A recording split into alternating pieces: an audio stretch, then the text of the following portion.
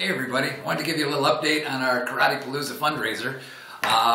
We're about halfway through our collection period of August and September. Funds are coming in, and I think we've had a real nice turnout from our karate students. If you come down the stairs and see the orange forms, the participation forms that are up there on the display, you'll see that a lot of our students have already signed up to help. I want to congratulate Peter Gluck and Greg Peters for their efforts in, they've got a task force of people that are out seeking donations from businesses and other corporate type of entities. They're doing a good job. I know that on their team is Jessica Forsyth, who's I think really been hustling out there. And our individual students are doing good. I got a nice report from our geography buddy Max Purdue that he's collected some funds. If you've collected funds and have an opportunity to email us just telling us how much you've collected so far, that'll help us to be able to apprise everybody of where we are. And we've got that goal-setting thermometer over there in the spectator area that we will start filling in results in. So you can report your results as soon as you're ready. That would help us out a lot. I think this thing is really organized and going really well, and we have a long history of doing such things. Some of you will remember our Thanksgiving Basket Brigade, where at its peak we were feeding Thanksgiving dinner to about 2,500 people each Thanksgiving, and that was a real production because we actually took possession of the food and distributed it to the needy families in our area, and we were pretty skillful in that. I wanted to tell you about a time though when we, meaning just me at that time, were somewhat less skillful in doing that. When I was 22 years old, I already owned this school, and the holidays were coming around, and I could see that because we had a group of students, we had the potential to do something for our community. So I started a food drive, and I had people bringing in canned goods and boxed goods, things that were not perishable. And they were bringing these things in and dropping them off at the school.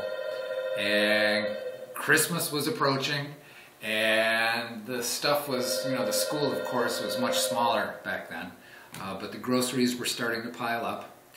And we got down to where we were getting ready to close down for Christmas.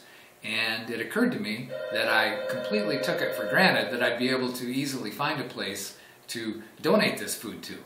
And so here I am with just a couple days left before Christmas, and I can't find anybody to take the food. And in retrospect, I should have secured that part first.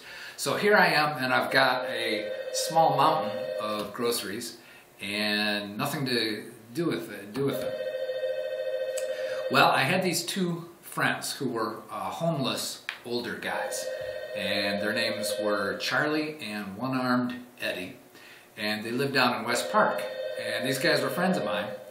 And I went to them and I said, hey, I've got all this food that I've collected from our students. I don't know what to do with it. Would you guys be able to take this and use it? And they were happy to do so.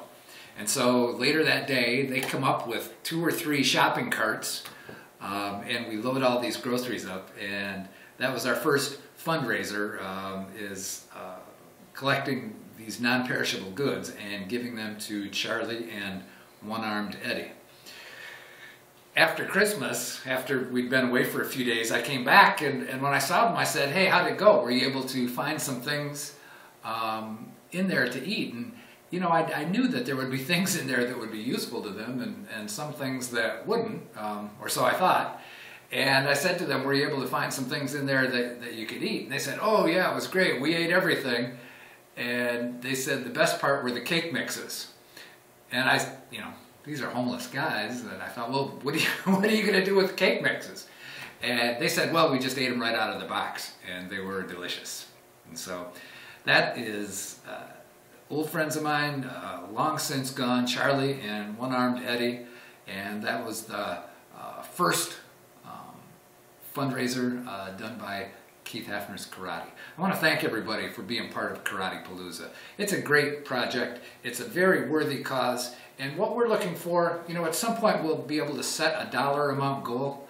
But what we want at this point is just as much participation from our student body as we can.